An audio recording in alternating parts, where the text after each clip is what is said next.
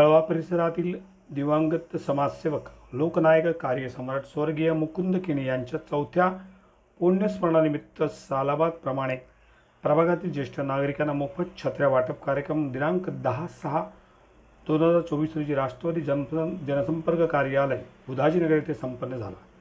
4000 ते 5000 नागरिकांना श्रीमती प्रमिलाताई मुकुंद केणी, मंदार मुकुंद केणी यांच्या हस्ते छत्र्या वाटप करण्यात आल्या।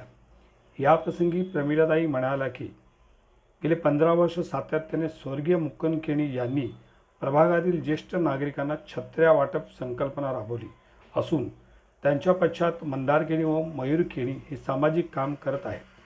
त्या व्यतिरिक्त ज्येष्ठ नागरिकांसाठी ठाणे महानगरपालिकेच्या योजना, पेन्शनधारक ज्येष्ठ नागरिकांच्या समस्या निवारण करणे, पोस्टाची स्कीम, ज्येष्ठ नागरिकांसाठी आरोग्य शिबिर, आध्यात्मिक कार्यक्रमाचे आयोजन सातत्याने करत आहेत।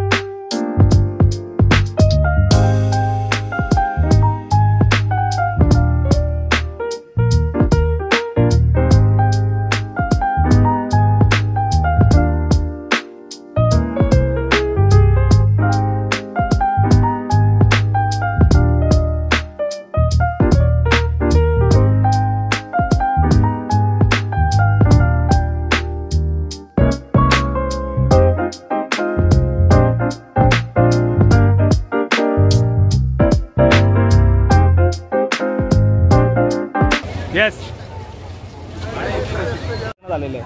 सालाबाद प्रमाणे यंदाही छत्री वाटपाचा कार्यक्रम मुकुंद केणी यांच्या स्मरणार्थ ठेवलेला आहे आणि त्यासाठी ज्येष्ठ नागरिकांनी भरघोस आम्हाला प्रतिसाद दिलेला आहे आणि त्यांचे आशीर्वाद आमच्या मागे भरपूर आहे।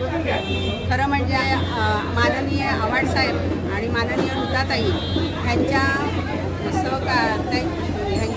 पुढाकाराने आम्ही हा कार्यक्रम दरवर्षी आयोजित करतो आणि त्यासाठी मंदार केणी आणि मयूर केणी हे सहकार्य करत असतात आणि ह्यासाठी आम्हाला प्रभागातून भरघोस प्रतिसाद मिळत असतो। गेले 15 वर्षापासून स्वर्गीय मुकुंद केणी साहेब यांनी प्रभागात ही छत्री वाटपची प्रथा सुरू केली होती। प्रभागातील सगळ्याच ज्येष्ठ नागरिकांना या ठिकाणी मोफत छत्री वाटप केलं जातं।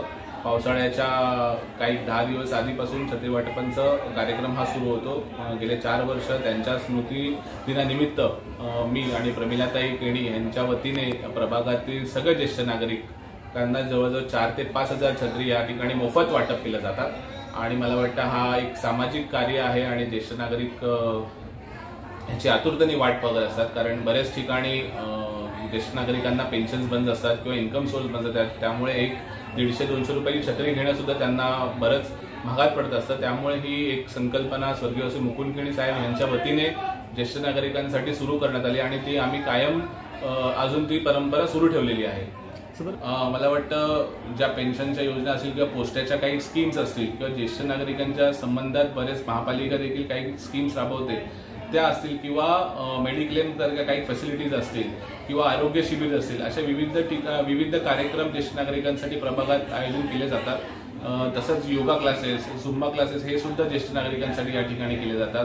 तसंच आध्यात्मिक कार्यक्रम आहे तर दत्त मंदिराचं देऊळ आहे ज्या ठिकाणी दर गुरुवारी त्यांचं एक ज्येष्ठ नागरिकांना संबोधन करण्यासाठी दर गुरुवारी कीर्तनकार येतात आणि अशा विविध प्रकारचं सामाजिक, शैक्षणिक किंवा आरोग्य आणि धार्मिक कार्यक्रम देखील त्यांच्यासाठी